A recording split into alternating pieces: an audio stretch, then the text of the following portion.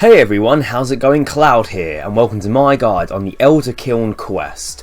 Now for this quest you need the following requirements. You need level 75 magic, level 60 agility and level 41 mining. Boosts will not work for any of those, so you need to have the actual physical level. And you're going to need to defeat several hundred or combat level 100 plus enemies during this quest. However, all combat in the quest does take place in safe areas and no items will be lost apart from what you've consumed during it, so don't worry too much about that. In terms of the combat that you're going to be using, you're going to be fighting enemies that use all different combat styles and are weak to different combat styles. So if you're able to bring some hybrid armor and in a form of melee, range and magic, that'll probably be the best approach, because in that way you can easily dispatch of all the different types of enemies. So that's it for requirements. On to the items. The only items you're going to need, you'll need a rune pickaxe, dragon pickaxe or crystal pickaxe if you have it. The tool belt one will work provided you use the melee at the particular enemy that you're going to need to use it on, which is the TokTz-Ket-Dill. And you're also going to need armor, weapons, potion and food in order to defeat the different enemies that I mentioned a moment ago. So that's it for the requirements and items. Now on to the quest starting point. So, I'm just currently outside the TzHaar city, which is on the Karamja volcano. Quickest way to get to the Karamja volcano from here is either using the Karamja lodestone or by using the glory amulet to teleport to Musa Point and then head to the volcano from there. Once you're actually inside, the quest starting point is in the main plaza just near where the birthing pool is. So we're going to head over into that direction now.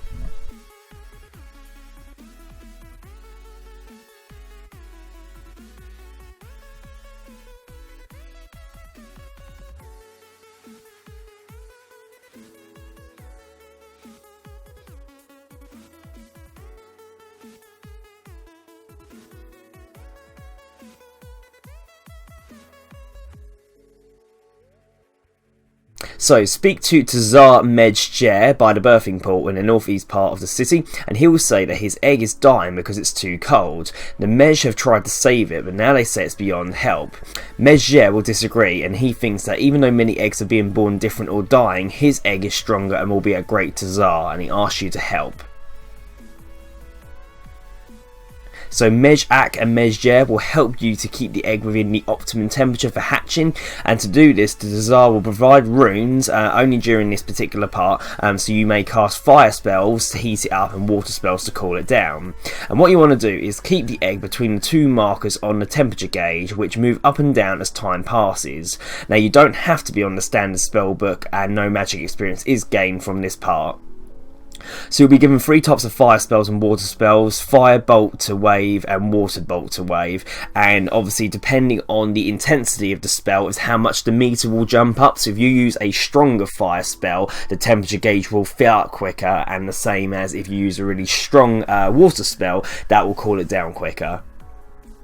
Now you want to make sure you only click a spell once. If you start spam clicking on a particular spell, you'll end up destroying the egg, and then you'll have to go through the process again.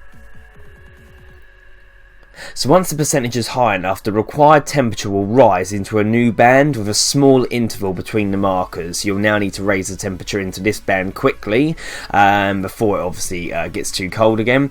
And then again, when it gets near hatching, the gauge will move as well. And again, as the egg nears 100%, the temperature gauge will move up higher, so then you'll have to try and get it even closer. But once the hatch percentage is 100%, the egg will hatch. However, if it does reach 0, you must start over again. So despite your efforts, the egg hatches as a Gao, and Mej takes it away to join the others in a TzHaar fight pit. And he'll explain that Gao Zhe is sentenced to die in the fight pit because the TzHaar are useless without memories, and the society does not have any way to teach new skills. More and more eggs are dying or hatching as Gao, and it's becoming a problem for their race. Mej thinks he has a way to give the Gao their memories back, but he doesn't think the others will approve. So you now need to retrieve Gao Zhe from the main plaza, who is west of the hatching pools. Talking to him shows that he is unwilling to leave, and Gao Exox, another Gao in the area, also refuses to return. So talk to Mej and he will tell you that you have to protect the girl from the death in the fight pit yourself if you want to rescue it, and you'll need to be prepared for a hard fight against different high level enemies that will be used in all styles of the combat triangle. You're not allowed to bring familiars with you either.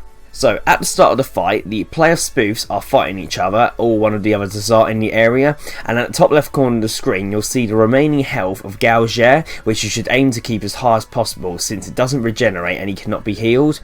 When you do attack an NPC in the area, they will then focus their attention on you and will stop them attacking Gal. So, a good strategy is to take out Oddest Champ quickly as he starts off attacking the Gal. Make sure you got Protect from Magic or Deflect Magic on. Finish him as quickly as possible and then attack the West TzHaar Zil, who'll be either idle or ranging Gal. And obviously make sure you got Protect from Missiles or Deflect Missiles on. The TzHaar-Kets will be busy fighting each other, so you can ignore them for the time being, and the South TzHaar Zil is usually next to hit its opponent, which is Fire Cape Zors, so don't attack it unless it starts attacking TzHaar. By that point, No Remorse should have started attacking Gal, so attract her attention as well. Lolfin and Fight Pit's battle should be over soon afterwards, and whoever won will be at low health, so you can then use the appropriate protection prayer or curse to finish them off. So, like I said, you don't have to particularly do it in that order. The main objective is just obviously protect Gal, and it doesn't matter how you go about killing the others as long as they all end up defeated and you protect Gal. Obviously, the more of them that are aggro against you, the more damage and the more resources you're going to use to defeat them. But after killing all the enemies in the fight pit, Mejjar and Mejjak will have a short conversation, and then we'll call TzHaar-Ket-Dill, who is the TzHaar champion, to go kill TzHaar. He uses melee only, so if you have enough prayer left, you can just pray against the melee and fight him until he dies. The TzHaar champion will begin attacking you immediately, and he also has the ability to drain your prayer points whilst attacking you. But overall, this fight should be very, very easy if you've got obviously enough prayer points to protect against the combat style, and you should dispatch them pretty quickly. So, after the fights, talk to one of the Mejjars, and after a conversation about how Mejjar wants to transfer the TzHaar's memory using Tokkul, he will send you to the Kiln to transfer the memories from Ket-Dill's Tokkul to Gal's, who is the only Gal remaining from the fight pit. The Kiln can be found to the east of the main plaza. If you need to bank at all, the Western TzHaar-Ket at the entrance will give you access to your bank. So proceed to the Kiln and try to enter the cave, where a guard will warn you that he can hear some TzHaar in the cave, and if you actually plan on fighting them, it is advisable to bring a ranged weapon and ammunition.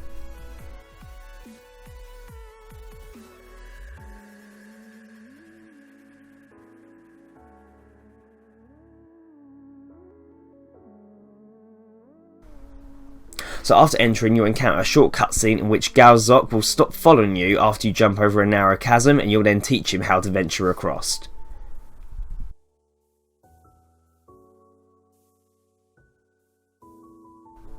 Now, praying against magic whenever you see enemies in the caves is highly recommended, as even with a high magic absorption armour, you can still suffer devastating hits from the lava monsters, so obviously make use of that while you have it.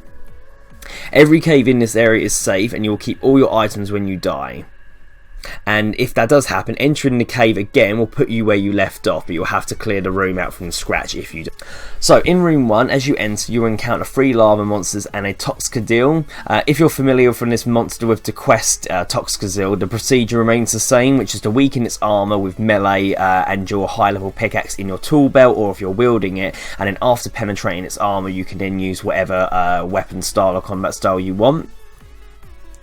Once you have cleared all the monsters through, you can then proceed to the next room, but before doing so you'll be required to investigate the skeleton by the end of the cavern to receive the Journal of Perjor. So in the next cavern you'll find 100 Tokkul on the ground, and it'll be useful later, so make sure you pick it up and keep it in your inventory throughout the caves. You'll eventually encounter 2 TzHaar and more lava monsters.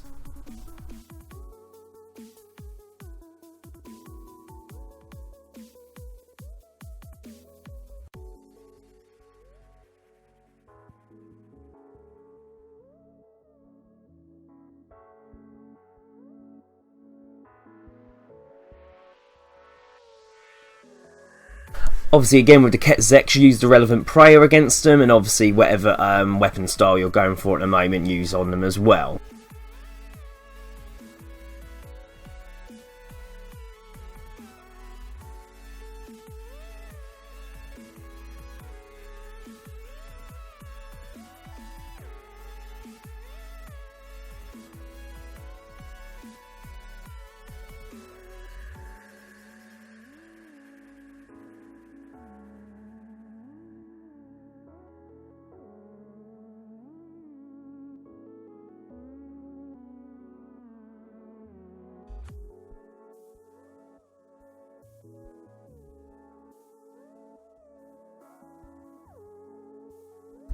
In room 3, the next room will contain 4 more lava monsters and another Ket-Dill. The Ket-Dill can be trapped behind any corners of the West Rock.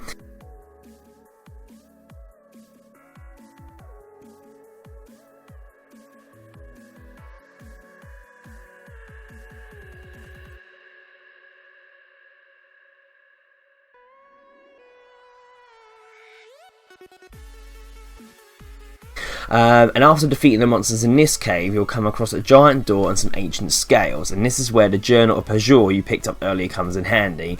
Refer to the note in the journal and you'll need to decode the message that the ancient scales display. So the amounts specified are shown in the TzHaar language, and these are different for every player. If an incorrect amount of Tokkul is placed on the scales, the player will be hit for 300 damage. So basically, looking at the scale and looking at the TzHaar numbers, you need to work out the equation on what the total thing is. So it will give you a few numbers and it will either say to add or subtract it. Basically, what I did, I used a little chat box to write down what the relevant numbers and sum was, and then once I had it all decoded, I could then find what the answer is. And then whatever the correct amount of Tokkul is, you want to place on the scale. Once the correct amounts of Tokkul are placed on each scale, the ancient door will open.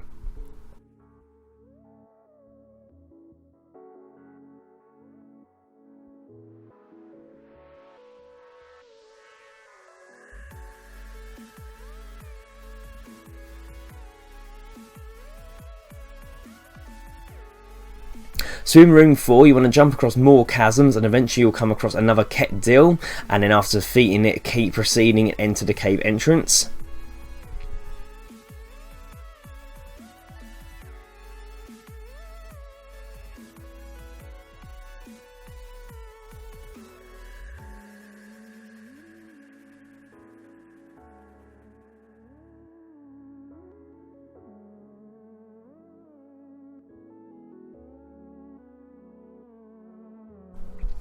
Upon entering the next room, you'll be confronted by a Yet Migshot and 3 more lava monsters. Now, like with room 1, it would be a good idea to pray magic first, as the Yet Migshot can be trapped behind a lava pool, and then you can clear out all the lava monsters first before praying melee and tackling the Yet Migshot. Even though it can heal itself and others, like in the fight cave, you should still be able to kill the individual lava monsters without the other one causing too much trouble.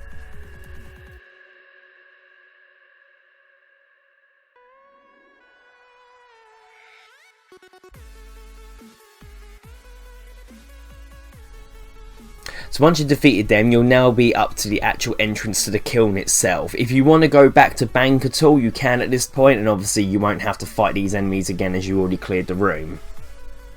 So when you enter the kiln itself, you'll have a brief conversation with TokHaar-Hok before being attacked by 7 waves of TokHaar creatures in a manner similar to the TzHaar fight cave.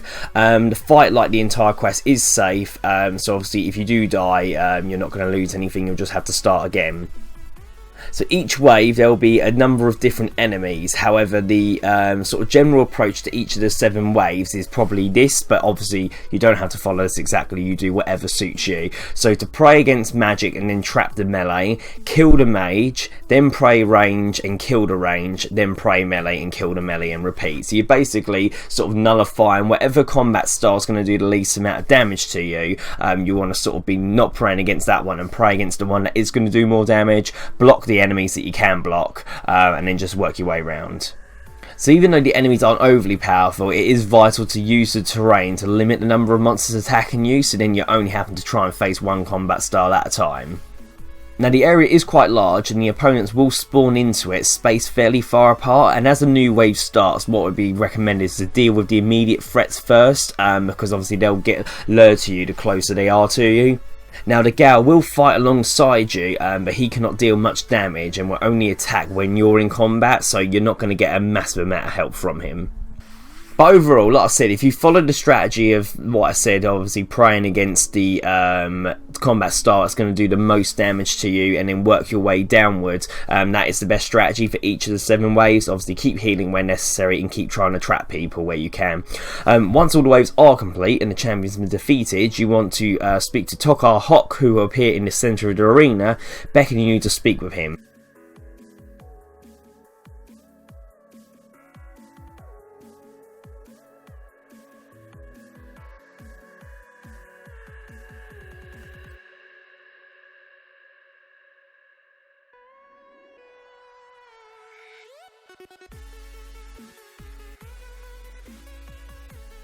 he will tell you that he is a TokHaar, the original species the TzHaar are derived from and are continuously reborn by the kiln in which they were created. You convince Hok to allow your gal to be reborn in the kiln.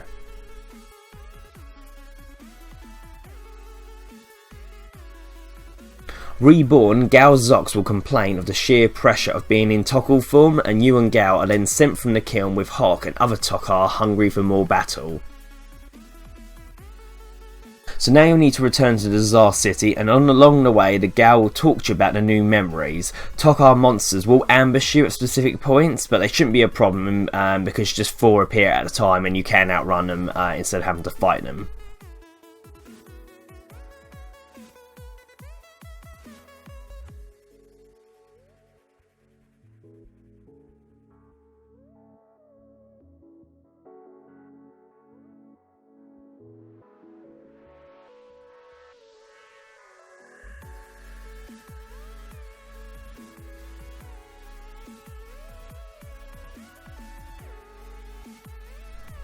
After you leave the caverns, Gal Zox will ask you to meet in the main plaza, so you want to head that way now. So go to the main plaza and speak to either Mejjer or Mejjak to enter a cutscene, and the Gal will be asked to prove he has the TzHaar memories by defeating a TzHaar-Ket. After he does, he'll explain that being turned into Tokkul is torture and will plead that more Gal shouldn't be infused with memories. No matter what you choose as your option, the measures will ignore Gal's warning, and you'll then see a cutscene of Gal Zox returning to the kiln and talking with TokHaar-Hok.